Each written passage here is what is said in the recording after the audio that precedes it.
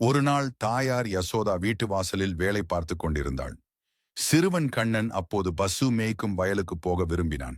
ஆனால் அவனுக்கு வயலுக்கு போகும் தேரே இல்லை. அவனது நண்பர்கள் அனைவரும் சிறிய தேர்களில் பசு மேய்க்க சென்றனர்.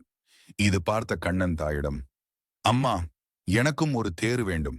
இல்லாவிட்டால் நான் பசு மேய்க்க மாட்டேன் என்றான். யசோதா சிரித்தாள்.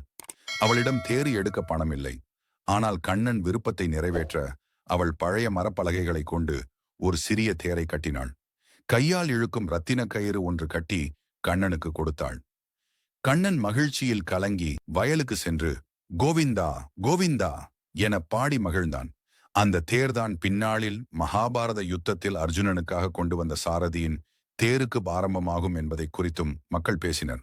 கதையின் பாடம்: சிறிய விருப்பங்களை போதும் அன்பும் ஈடுபாடும் இருந்தால் அவை பெரிய வரங்களாக மாறும். இந்த மாதிரியான சுவாரஸ்யமான தகவல்களுக்கு மறக்காம லைக் பண்ணுங்க, சப்ஸ்கிரைப் பண்ணுங்க.